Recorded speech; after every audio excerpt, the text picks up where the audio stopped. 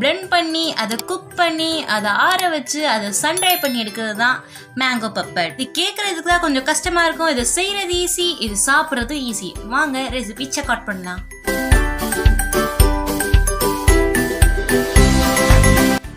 நான் இங்கே 3 மேங்கோ செல் கட் பண்ணி வச்சிருக்கேன். மேக் ஷூர் நீங்கள் எடுக்கிற மேங்கோ ஸ்வீட்டாக இருக்கணும். இதை மிக்சியில் போட்டு நல்லா அரைச்சிக்கலாம்.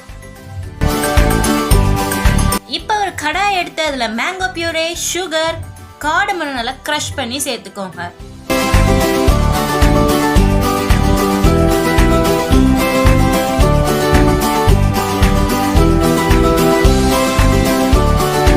இப்போ பார்த்தீங்கன்னா நம்ம பியூரேவோட கலர் மாறிடுச்சு.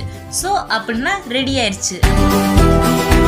இப்போ கிரீஸ் பண்ண பேன் எடுத்து அதில் இதை போர் பண்ணி நல்லா ஸ்ப்ரெட் பண்ணிடுங்க.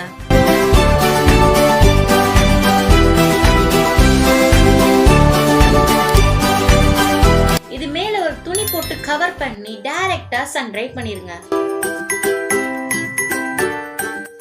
இப்ப 1 டேக்கு அப்புறம் பாருங்க இது எவ்வளவு ஸ்வீட்டா டேஸ்டியா இருக்குன்னு.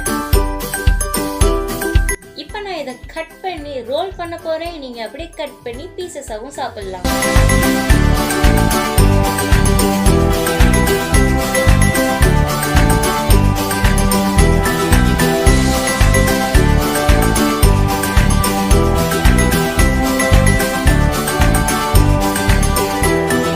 Until the next time, stay tuned with us, enjoy with us, style with us.